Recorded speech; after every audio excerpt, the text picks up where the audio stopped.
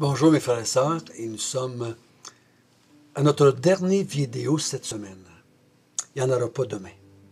On va terminer notre chapitre 13 et demain on va commencer une autre section de l'Évangile de Marc, le soir de la Pâque et sa mort et sa résurrection. Donc on va entamer une autre partie.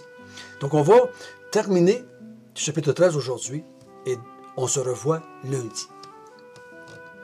Notre bon Père du ciel,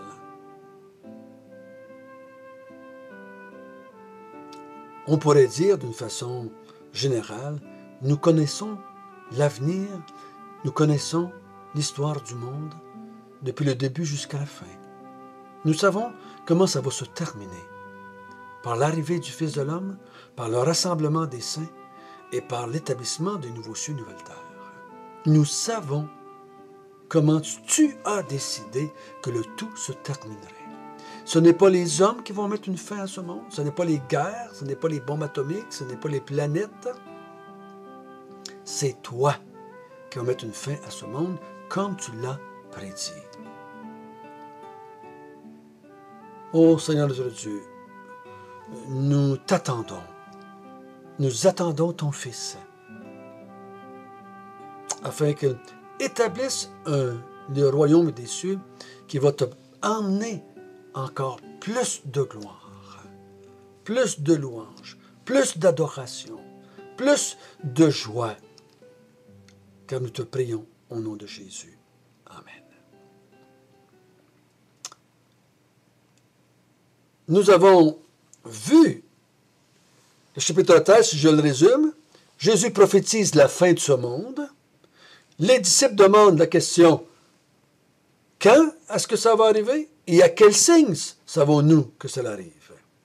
On a vu ensemble que Jésus a donné différents signes.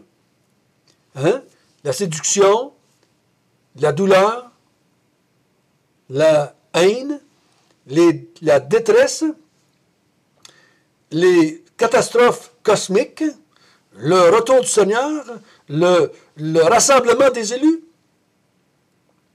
On a vu ça ensemble. Et on a vu hier, il dit, tirez le son du figuier. Vous voyez les signes s'accomplir? Vous savez que je m'en viens. Tirez le son de cela. Mais soyez certains, peu importe combien de temps ça va prendre, peu importe combien il va se passer d'années ou de siècles, mes paroles vont s'accomplir. C'est pour ça que le croyant meurt dans la foi. Ça fait 2000 ans que les chrétiens meurent dans la foi. Parce qu'ils n'ont pas vu Jésus revenir sur les nuées. Ils n'ont pas vu le rassemblement des élus. Mais ça va venir un jour. Ça va se faire.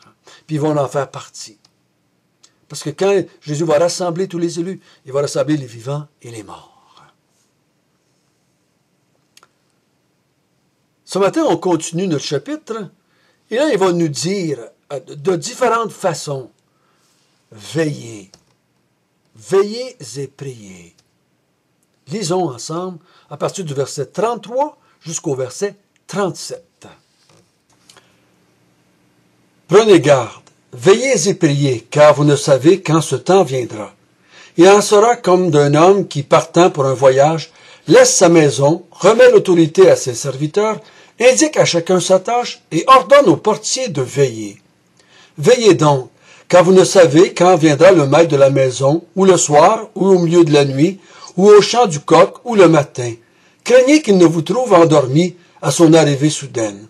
Ce que je vous dis, je le dis à tous, veillez.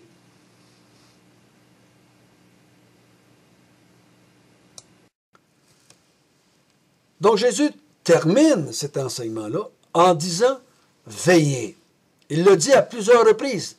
Il le dit au verset 33, « Veillez ». Verset 34, « Veillez ». Verset 35, « Veillez ». Au verset 37, « Veillez ».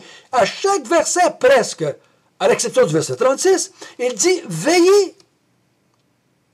Ici, il ne parle pas de faire des veillées du bon vieux temps ou des veillées à la Rigodon. Il parle de veiller dans le sens, attendez, Soyez sur vos gardes. C'est pour ça qu'il dit, prenez garde. Veillez. Veillez, ça veut dire ce que tu attends. Nous autres, chez nous, quand on était plus jeunes, quand on était une gang qui était des ados, et qu'on sortait le soir, ma mère veillait. Elle nous attendait. À voir si tous les petits poussins revenaient. Puis il y en a des parents encore aujourd'hui qui ne sont pas capables de s'endormir tant que leurs ados ne sont pas rentrés. Ils veillent, ils attendent. C'est ce que ça veut dire. On veille, on attend. On ne se couche pas, on ne dort pas. C'est pour ça qu'il dit qu'il nous vous trouve endormis. Il dit veillez, veillez, veillez, veillez, veillez. Attendez. Et là, ici, c'est pour ça qu'il donne un exemple d'un maître de maison. C'était courant, ça. C'était du quotidien au temps de Jésus. Puis là, il donne cette parabole pour les encourager à veiller. Pourquoi qu'il faut veiller? Parce que vous ne savez pas l'heure. Vous ne savez pas le jour. Je n'ai pas besoin de veiller quand je sais à quelle heure tu reviens. Je mets mon cadran.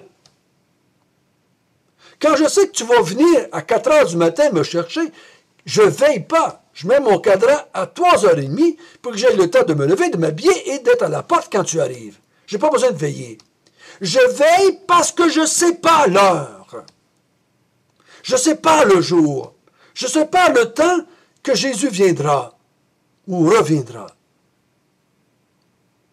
Il dit, il en est d'un homme, au verset 34, qui, lui, il va partir en voyage.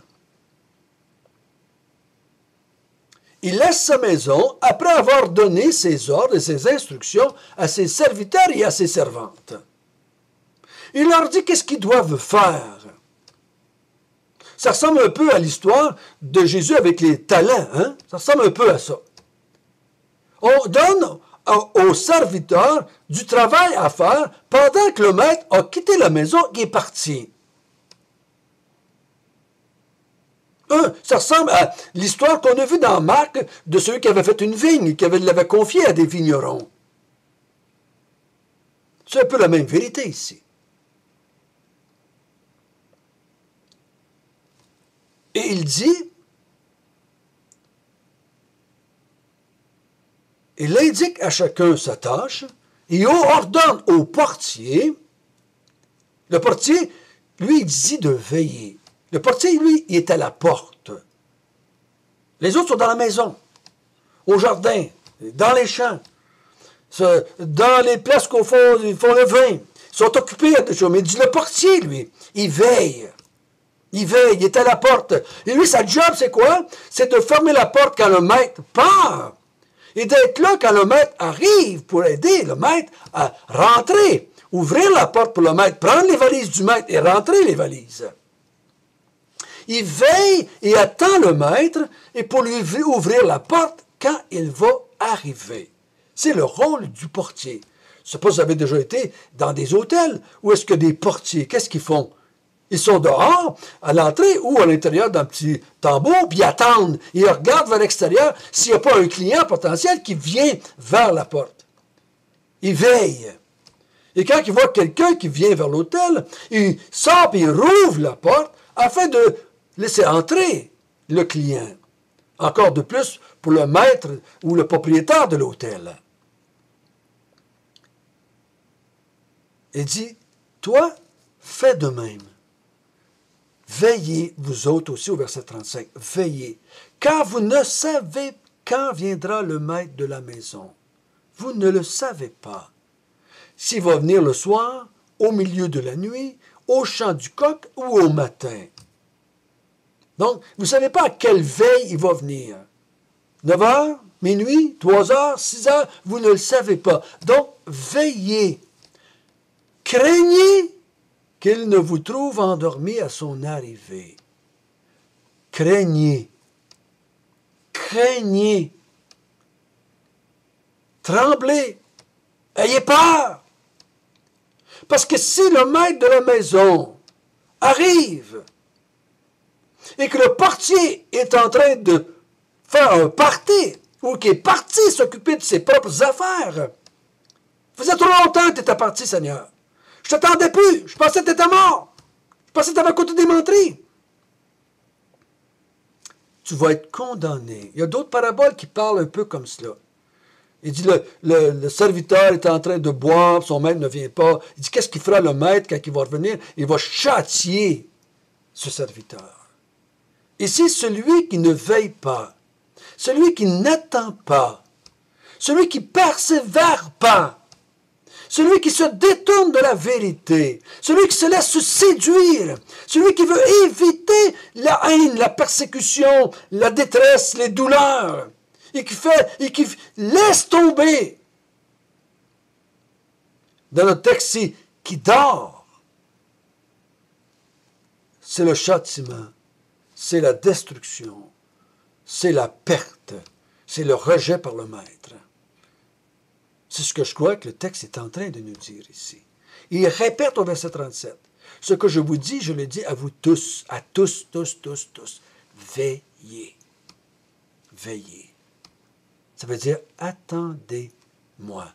Je ne suis pas en train de vous dire là, qu'on ne doit plus se coucher, les chrétiens. Mais on l'attend.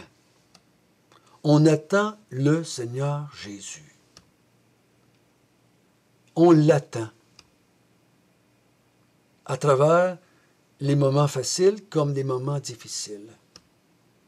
À travers les moments de paix, puis à travers les tremblements de terre. À travers les moments d'accalmie, si je pourrais dire, de persécution, et le moment de haute persécution. Peu importe si Dieu m'a mis dans les temps de famine ou dans les temps d'abondance, je garde la foi, je persévère. C'est que l'apôtre Paul a dit ça, hein, que ce soit dans la disette ou dans l'abondance, je persévère, je continue, j'attends le maître de la maison. Mais il a dit autre chose aussi. Il n'a pas juste dit veiller, il a dit prier. Au verset 33. Veillez et priez, afin de ne pas tomber dans la tentation. Vous vous souvenez, il va le dire à ses disciples un peu plus loin, le soir de sa mort. Veillez et priez avec moi, afin de ne pas tomber dans la tentation. Et il ne prie pas, il ne veille pas et ne prie pas avec lui, et il tombe dans la tentation. Il dit, veillez et priez. Priez quoi? Priez quoi, frère et soeur? Priez qu'on n'ait pas d'accident en montant à Montréal? Priez qu'il fasse beau pour notre campagne d'évangélisation? Priez que nos enfants se convertissent? Dans notre contexte, je ne pense pas que c'est ça qui parle. Priez pour nos finances. Priez pour notre santé. De quoi est-ce qu'il parle ici, prier? Je crois que dans notre contexte, prier afin de ne pas être séduit. Priez pour bien comprendre les Écritures. Priez pour ne pas vous faire tromper par les faux Christ, les faux docteurs. Priez d'être soumis et d'accepter ce que Dieu envoie dans votre vie. Priez afin d'accepter le fait que Dieu est souverain dans votre vie et dans le monde. Priez d'avoir la persévérance jusqu'à la fin. Priez que Jésus vienne un jour. Priez que le rassemblement des élus, quand il va arriver, qu'on va être là, chacun de nous. Priez. Priez pour la gloire de Dieu éclate. Priez que le Seigneur nous donne des bons motifs en persévérant. Priez. Priez pour qu'on puisse continuer à proclamer le royaume de Dieu tel qu'il a été annoncé. Priez. Veillez et priez. Jusqu'à mon retour ou jusqu'à la fin de notre vie personnelle. Priez, veillez, veillez, priez. Priez afin de ne pas vous endormir. Endormez-vous pas et priez. Veillez et priez. Car vous ne savez pas quand ça va arriver. À la fin de ce discours, Pierre, Jean, Jacques et André, je me demande à quoi ils ont pensé. À quoi ils ont pensé? Qu'est-ce qu'ils se sont dit?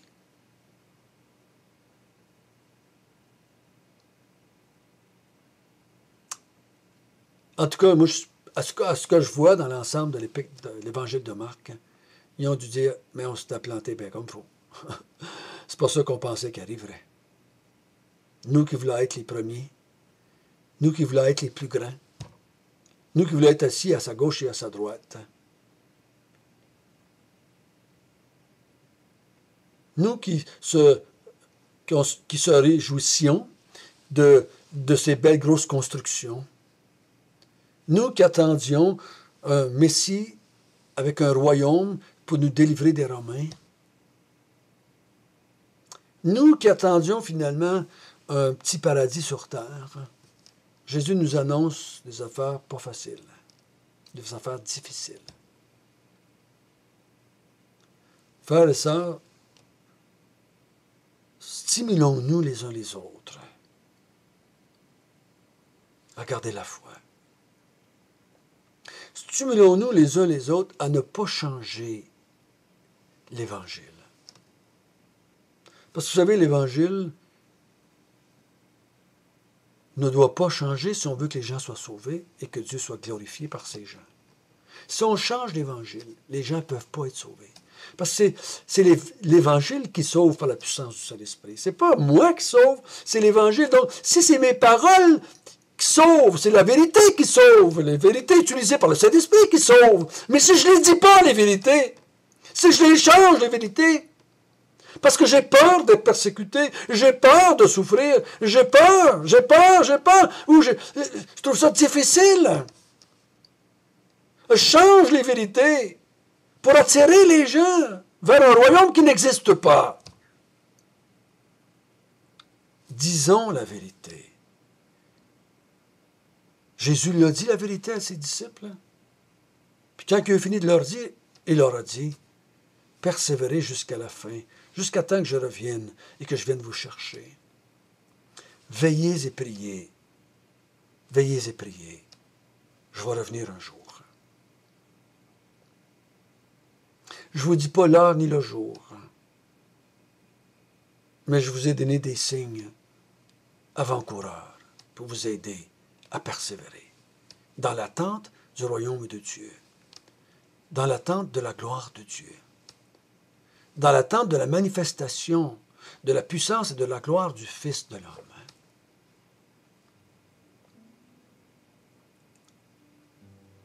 Notre bon Père du ciel, nous prions, Seigneur, d'être trouvés par toi veillant. Nous prions, Seigneur, que tu nous donnes la grâce de passer au travers les difficultés, le rejet, la haine, les douleurs. Nous prions, Seigneur, pour un frère ou une sœur qui serait malade ou devant la mort. On prie pour qu'il puisse garder la foi jusqu'à la fin. Nous prions. Nous prions que tu nous donnes la force et le courage de proclamer la vérité telle qu'elle est, de ne pas rien changer pour soulager nos peines ou nos maux.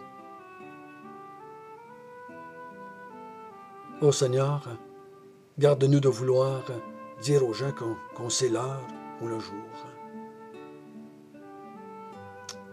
Donne-nous de rester attachés à toi jusqu'à la fin.